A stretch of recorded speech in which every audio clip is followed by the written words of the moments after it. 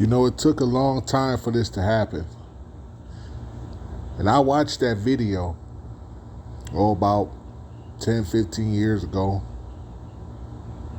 Watched it over and over and over again, and people started to believe that it wasn't R. Kelly. It was a what they call them, doppelgangers, a lookalike, whatever the case may be. No, it was R. Kelly. That was R. Kelly that was peeing on that girl, and she was enjoying it. She didn't move. You know why she didn't move? She didn't say stop.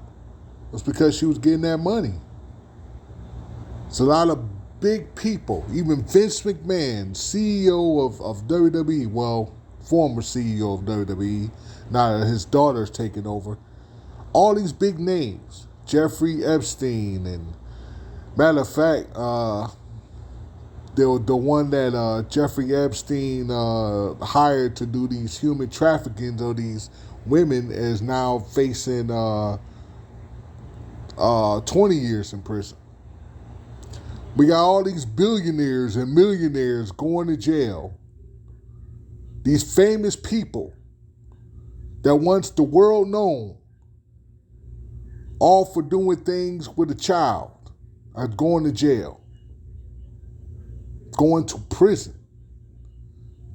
But this is something that should have happened decades ago. R. Kelly even said it in one of his live videos. If y'all haven't seen that video, he said the FBI should have did this 20 years ago. Something like that. Well, here we are. Here we are. It's been a long time, R. Kelly, but you had this coming. And the fact of the matter is, you being so cocky to even make a video like that just says about your character. Just says about the person that you is, and you had no remorse for what you did. When you had Aaliyah, who was 15 at the time, you had her sign some forged documents to make her 18 so that she can get married. She was 15 at the time. That's what you did. You went to high schools preying on young girls. You went to elementary schools preying on young girls, 14, 15, 16 years old. And you're a grown man. This is the things that you was doing on the Surviving R. Kelly. A lot of women may say they was overly exaggerating, but there's a lot of truth into what's going on there. When you had women up in their room and they had to stomp their feet when they wanted to come out, and only with your permission, you told them they could come out. You did these things, R. Kelly. You did these things. The list goes on and on. They were slaves in your house, abused over and over again. Young, 13, 14, 15. You did this. You know, this is the reason why one of the most watched videos that I look at nowadays is predator catchers of all around the country, even in Canada, because I hate pedophiles. They're scum of the earth, and they belong underneath the jail. Now, they're saying you're going to get 30 years in prison. I'm going to read this, but let me just go on for a minute because I want to make a valid point. This is the reason why I catch this stuff. It's because people don't think that there's decoys out nowadays and everybody's getting caught. And all these predators say the same thing. I just wanted to tell the girl that this was wrong and you shouldn't be doing this and this and that. You shouldn't be online or whatever. But then when the evidence come up and then the chats is thrown in their face. The evidence is thrown in their face. They're looking stupid. And most of these people, of all race, all creed, all races, all creed, could be any kind of person. They have this dumb look on their face and they say the same thing over and over again. This is what happens when evidence has built up over the years. The FBI was building a case against you for over years. But because you're a celebrity, you have celebrity status, you get a different kind of treatment. You're waited decades while other people, maybe a couple of weeks. Same crime, two different people. Same crime, two different types of people. Anyway, let's read some of this here. R. Kelly sentenced to 30 years in prison in sex trafficking case. Kelly preyed upon children and young women for his own sexual gratification for decades, prosecutors have said. Disgraced R&B superstar R. Kelly was sentenced Wednesday to 30 years in prison, months after he was convicted of all 9 counts against him in a high-profile sex trafficking case.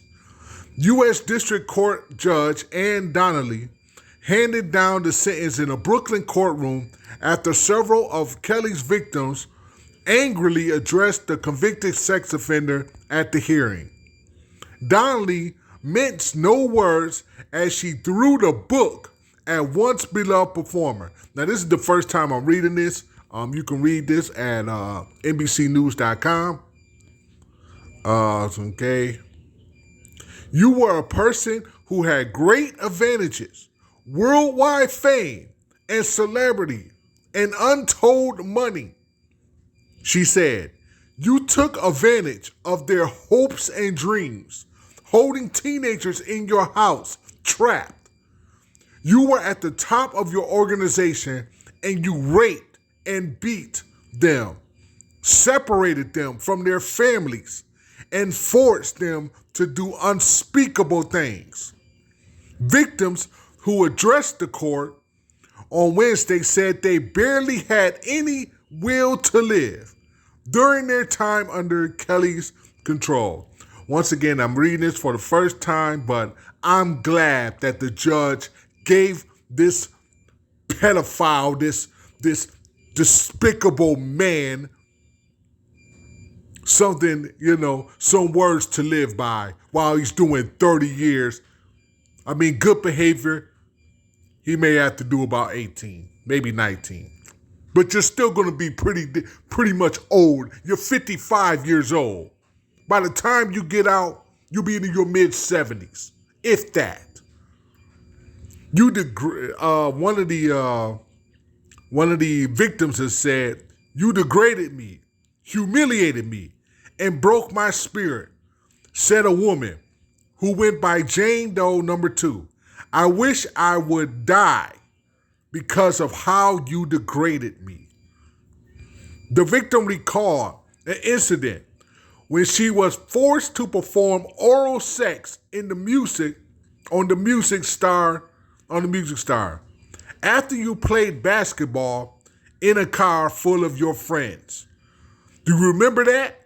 She scolded Kelly, wearing olive-colored prison scrubs over a long-sleeve white shirt and a black mask. You could have cared less. I avoided your name and your songs and suffocated with fear. What you did left a permanent stain on my life. The victim stopped speaking momentarily when she saw Kelly speaking to one of his attorneys and sarcastically apologized. I'm sorry, I don't want to interrupt your conversation. What an ass. What an ass. I'm sorry, I don't want to interrupt your conversation. What an ass. You are an abuser. Shameless. Disgusting, she added. I hope you go to jail for the rest of your life. I feel sorry for you. And you can read the rest for yourself. It looks like it's pretty lengthy. I'm not going to read it all. Those are one of many victims that has said what they said about Kelly, to finally say it to the person's face after decades of abuse. Decades. One of the victims to speak like that to Kelly.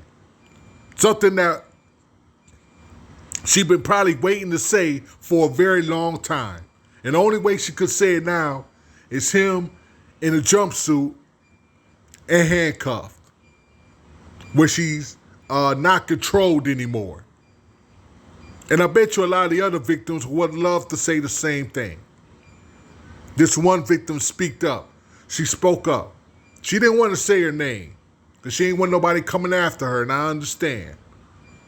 But this is what happens when victims are silent. See, it wasn't Amber Heard who brought back the Me Too movement. It was R. Kelly going to jail that brought him back. Now, victims can speak up again. They don't have to be silent. See, Amber Heard losing that case, which was well-deserved, by the way, because she lied on the stand. But now women can come forth and say how they feel against abusers. I'm glad R. Kelly's doing jail. He's going to jail for 30 years. He should be doing a lot longer. This has been 30 years in the making. Close to, if not 30 years, it's definitely close to 30 years in the making. That sex tape was long, decades ago, long time ago. I'm glad R. Kelly's going to jail. I hope people in jail mess with him on a daily basis. And this is it. This is it. You know, we probably won't be hearing about him for a long time. But the memes, the jokes are definitely coming. You're a despicable man, R. Kelly. And I'm finally glad, after almost 3 decades, that justice has finally been served.